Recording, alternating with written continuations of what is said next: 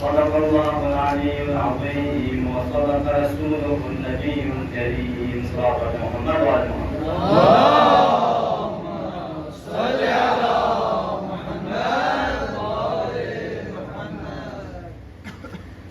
عزیزان گرامی، قدر دوستان عزیز، ایام اعزاء ہیں. یہ عزاداری کے آخری ایام ہے. الحمدللہ برادر گرامی خطیب اہل بیت جناب فیروز ربانی نے بہترین قیامات سے، معارف سے ہم سب کو سرفراز فرمایا. ان کی خطابت کے بعد اور کچھ کہنا میرے خیال میں زیادہ ممکن نہیں ہے، لیکن کچھ مطالب آپ دوستوں کے حکم کو تکمیل کرتے ہوئے عرض کرنا چاہوں گا. وہ یہ کہ خداوند عالم نے ہم اور آپ کو ایک بہترین امت میں قرار دیا ہے.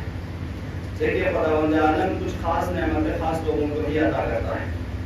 اس پوری دنیا میں خدا نے سورج دی، سورج کی نعمت سے نوازا. وہ نعمت ہم بھی استعمال کرتے ہیں، غیر مسلمان بھی استعمال کرتے ہیں. خدا نے ہم اور آپ کو آب و ہوا، آکسیجن دی، اس سے ہم بھی استعمال کرتے ہیں، غیر مسلمان بھی استعمال کرتے ہیں. ان نعمتوں سے سب سرفراز ہوتے ہیں.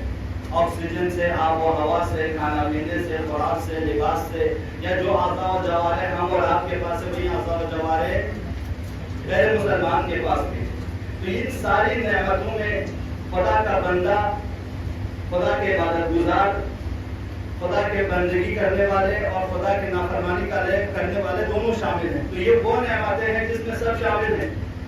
سب پڑھے لکھے مزاج میں الحمدللہ. لیکن کچھ نعمتیں ایسی ہیں جو خدا صرف خاص لوگوں کو عطا کرتا ہے.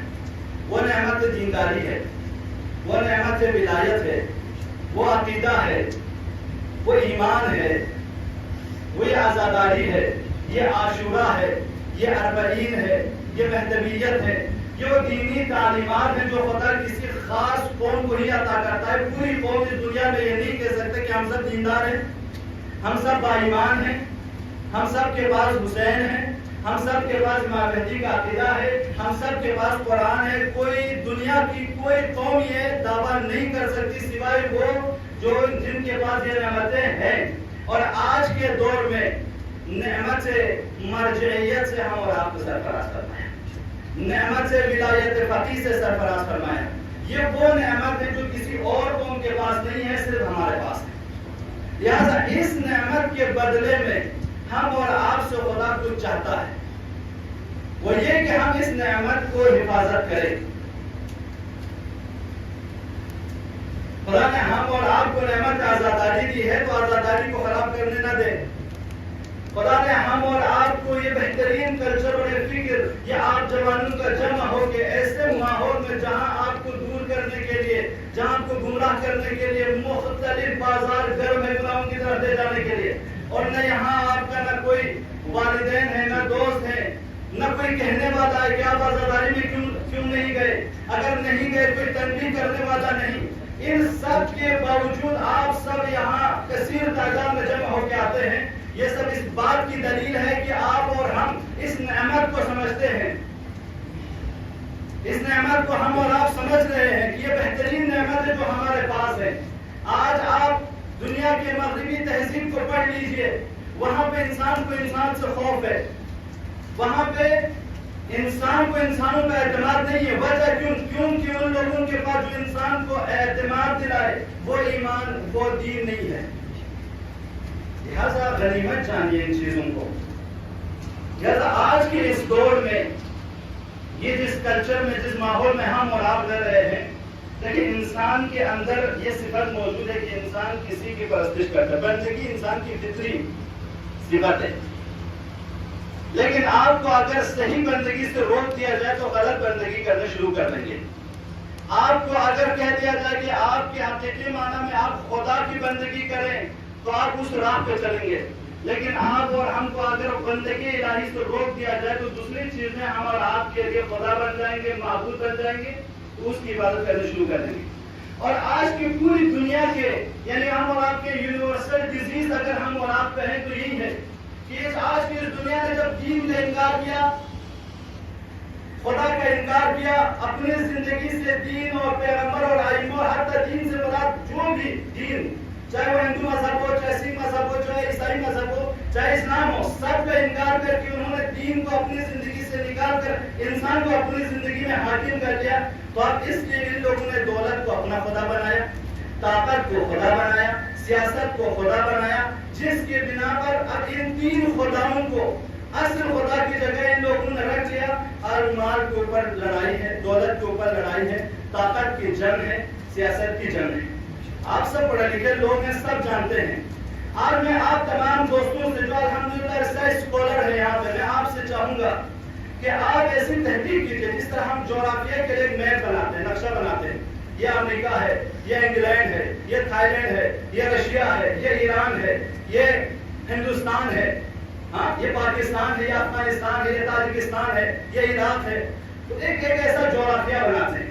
اسی طرح ہم اپنے ہندوستان میں ایک جغرافیہ بناتے ہیں، ایک میپ بناتے ہیں. جغرافیہ کو مقصد قرار دے کر کہتے ہیں کہ یہ مثلا بہار ہے، یہ کلکتہ ہے، یہ یو پی ہے، یہ مثلا کرناٹک ہے، یہ بنگلور ہے، یہ کارگل ہے، یہ لداخ ہے، یہ کشمیر ہے، یہ دہلی ہے. اس طرح جغرافیہ ہم بناتے ہیں نا. ویسے ہی میں آپ تمام میرے غیور جوانوں سے، میرے دوستوں سے، بھائیوں سے گزارش کروں گا، آپ ایک میپ بنائیے، آپ ایک نقشہ بنائیے اس پوری دنیا کو لے کر کہ جس میں اخلاقی ویلیوز کو، اقدار کو آپ سامنے رکھتے ہوئے ایک میپ بنائیے. دیکھیے دولت پرستی کے جغرافیہ کدھر ہے، بے دینوں کے جغرافیہ کدھر ہے، نفرتیں پھیلانے والوں کے جغرافیہ کس طرف ہے، بد اخلاقیاں، عریانیت، فحاشی، گناہوں کی بازار گرم کرنے والوں کے جغرافیہ کدھر ہے. تاکہ ہم اور آپ کو جب آپ اس ریسرچ کو پاس کریں گے، ایک ٹیم بنائیں، وہ اس ریسرچ کو پورا کرے. ہم اور آپ یہاں پڑھنے آئے ہیں نا، ریسرچ کرنے آئے ہیں، تحقیق کرنے آئے ہیں. وقت کے امام حسین جو انہوں نے امر بالمعروف نہی عن المنکر کے لیے خود کو قربان کیا ہے، تو آج میدان دیکھیں امر بالمعروف کس طرف ہے، نہی عن المنکر کس طرف ہے. ہمارے پروفیسر حضرات ہیں یہاں پہ، الحمدللہ ڈاکٹر حضرات ہیں، ان سب کو مخاطب ہو کے کہہ رہا ہوں ٹیم بنائیے جس میں ہم اور آپ اخلاقی اقدار کو سامنے رکھتے ہوئے ایک میپ بنائیں اور اپنے جوانوں کو کل اس میپ کے ذریعے دکھائیں. دیکھو اگر تمہیں دنیا کو سمجھنا ہے اس موضوع کے تحت کہ کہاں اخلاق ہے، کہاں دین ہے، کہاں ایمان ہے، اور کہاں فحاشی ہے، کہاں گناہ ہے، کہاں بے دینی ہے، اس میپ کے تحت ایک نقشہ بنانے کی ضرورت ہے تاکہ ہمارے جوان اب اس میپ کو اپنے پاس رکھیں، اپنا ڈائریکشن سمجھیں کہ وقت کے امام کا دشمن کون ہے. آج ہم اور آپ سفیر عام میں امام زمان ہے نا، یعنی ہم اور آپ کہتے ہیں مولا امام زمان ہم آپ کے لشکر میں شامل ہونا چاہتے ہیں، دعا کرتے ہیں نا، تو معلوم تو ہو کہ کس لشکر میں، کس جنگ میں ہم اور آپ ہیں. وہ میدان کون سا ہے؟ یہ میدان ہے. لہذا آج ایسے جوانوں کی ضرورت ہے، ایسے اہل ایمان کی ضرورت ہے، ایسے مومنین کی ضرورت ہے جو انسانیت کے لیول پر سوچیں، محبت پھیلائیں، نفرت نہ پھیلائیں. وہ اس دنیا میں ایک ایسا بیان دے کہ جو خیر خواہی، ایثار، قربانی، جو کربلا والوں کی ویلیوز تھی اس کو اجاگر کرنے کی کوشش کرے. یہ ہمارے اور آپ کی ذمہ داری ہے آج کے اس دور میں. لہذا جوانوں، آپ اس فرش اعضاء کا حصہ بنے ہو تو سمجھے گا خطرناک جنگ میں ہم اور آپ ہیں. مولا نے، مولا امام زمان نے آپ اور ہم کو یہ توفیق دی کہ ان فرش اعضاء پر آئیں، اپنی زندگی میں یہ مرحلہ سمجھیں کہ میں جنگ میں کہاں ہوں. لہٰذا آپ اپنے ریسرچ پیپر میں آپ جو بھی ریسرچ کر رہے ہیں کوشش کیجئے اس میں کچھ آیتیں، کچھ احادیث لے آئیے، اور آپ قرآن کہہ رہا ہے، اسلام کہہ رہا ہے، مت کہیے، آپ سیدھے کہیے میرا نظریہ ہے، میں اس طرح پیش کرنا چاہتا ہوں. نظریہ تو رکھیے، آپ بھی اپنے آپ کو صاحب نظر کر سکتے ہیں نا، آپ بھی اپنے آئیڈیالوجی کو، اپنی فکر کو، اپنے ریسرچ کے بعد ایک خلاصہ آپ دنیا والوں کو پیش کر سکتے ہیں. ضروری نہیں ہے اگر لوگ دین سے نفرت کر رہے ہیں تو ان میں آپ ضروری اسلام کا نام لیں، آپ کہیں میرا نظریہ یہ ہے، آپ کو کیسا لگتا ہے. یہ آج ہمارے ریسرچ اسکالرس اس کو اپنا ہدف قرار دیں، اور آج میں ہم اور آپ ان چیزوں کو اپنے آپ کو ایک حالت جنگ میں دیں. کوئی جوان ہر سوشل میڈیا کو نہ دیکھیں، جیسے ربانی صاحب نے اشارہ کیا کہ بہت سے ایسے چینلز ہیں، بہت سے ایسے ویب سائٹس ہیں جو ہم اور آپ کو دین سے، ایمان سے، عقیدے سے، حقیقت سے، واقعیت سے، ریالٹی سے دور کرنے کرنے کے لیے بنایا جا رہا ہے. تو ایسے میں ہمارے جوان ہر سوشل میڈیا کا استعمال نہ کریں, ہر یوٹیوب ہر ویب سائٹ پہ نہ جائیں. اس یوٹیوب اور اس چینل کو اپنے موبائل میں یا اپنے جہاں بھی آپ جاتے ہو اس کو وزٹ کرتے ہو, ان چیزوں کو وزٹ کیجیے جس کے ذریعے آپ کا ایمان محفوظ رہے, آپ کا عقیدہ محفوظ رہے, وقت کے امام اپنی زندگی میں شامل ہو. اور آج ہر جوان, آج سے میں اپنے ایز اے عالم دین کے عنوان سے, ایز اے طالب علم کے عنوان سے میں گزارش کروں گا آپ دوستوں سے کہ اپنی زندگی میں امام زمانہ کو شامل کریں. آج سے ہم اور آپ قرآن کو پڑھتے ہیں, امام زمانہ کے بارے میں کتاب پڑھیں, کیونکہ جب تک ہم اور آپ دشمن کو نہیں سمجھیں گے تب تک ہم وقت کے امام کے ساتھ نہیں دے سکتے. ہم اور آپ کو پتہ چل جائے کہ ایک درندہ جانور آ گیا ہے تو ہم اور آپ فوراً ایک جڑ ہو کے اس درندہ جانور کو روکیں گے کہ یہ درندگی نہ پھیلائے, کیونکہ دشمن کا پتہ ہے. ویسے ہی آج پوری دنیا میں لوگ درندے ہو چکے ہیں, انسان درندے ہو چکے ہیں, جنہوں نے فرسٹ عالمی وار کے ذریعے لوگوں کو تہس نہس نابود کیا, سیکنڈ عالمی وار کے ذریعے لوگوں کو نابود کیا, تھرڈ عالمی وار سے ہم اور آپ کو بچانا ہے کہ انسان کو اب نابود ہونے نہیں دینا ہے.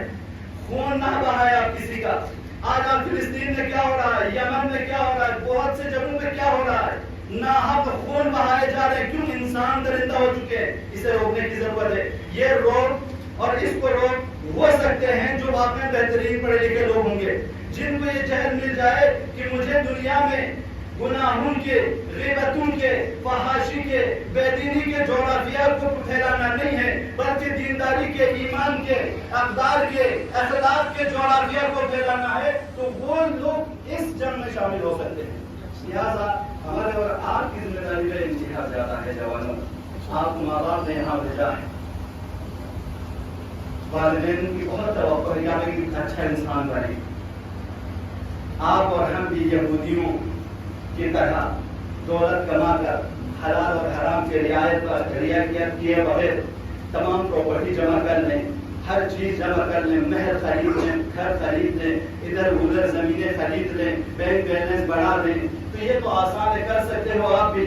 جب آپ حلال اور حرام کی رعایت نہیں کرو گے یہ سب کر سکتے ہو, لیکن آپ اپنی نسل کو ایک حقیقی دین پر نہیں لا سکتے.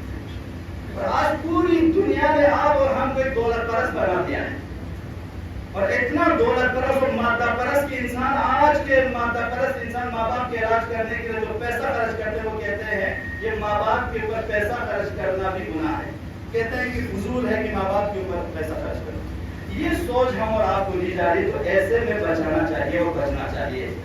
لہٰذا آزادانہ مظلوم کربلا امام حسین جو اپنی قربانی میں, جو زیارت اربعین میں ہم اور آپ پڑھتے ہیں, زیارت اربعین جو آج کے دن اس کے دو ہدف ہیں. ایک ہدف یہ ہے کہ ہم اور آپ زیارت اربعین کا مطالعہ کریں, بس آپ نے ان سے تمام ہوں, زیارت اربعین کا مطالعہ کریں, اربعین کی زیارت کو پڑھیں, یہ مومن کی علامت میں سے. دوسرا یہ ہے کہ ہم اربعین واقع میں شامل ہوں اور کربلا کے شہداء کے ساتھ تعزیہ کریں, اپنا ارتباط مستحکم کریں. کہیں کربلا کے شہداء کہ 61 ہجری میں صرف جابر بن عبداللہ الانصاری آئے تھے, امام سجاد اور حضرت زینب اور سرائے اہل حرم آئے تھے, لیکن آج ہم دنیا کے کونے کونے سے آپ کے سراہنے آ کر آج تقریباً 20 ملین 21 ملین میں جمعیت پوری دنیا سے کربلا پہنچی ہوئی ہے. یہ سب اس بات کی دلیل ہے کہ آپ قوم بیدار ہو رہی ہے, اور جب ہماری قوم بیدار ہو جائے پوری دنیا متوجہ ہو جائیں گے کہ یہ آخر کیا ہو گیا ان لوگوں کو. ایک دم سے اتنی جمعیت سب مل جل کر کربلا آ رہے ہیں, پوری دنیا سوچنے پر مجبور ہو جائے گی. جب دنیا سوچنے پر مجبور ہو جائے گی تو اس وقت وہ امام حسین کو پڑھیں گے, تحریک کربلا کو پڑھیں گے, ان لوگوں کو پتہ چلے گا واقعات یہ لوگ شہید ہوئے تھے 61 ہجری میں انسانیت کو نجات دینے کے لیے. تو اس وقت ہم اور آپ کو پتہ چلے گا کہ یہ جو فرش اعضاء ہم بچھاتے ہیں, ان اعضاء میں ہم اور آپ آتے ہیں, اربعین واقع پہ آتے ہیں, پتہ چلتا ہے کہ عظیم تحریک میں ہم اور آپ شامل ہیں, اور اس تحریک کا احترام ہوگا امام مہدی کا. صلوات پڑھیں اللہ علیہ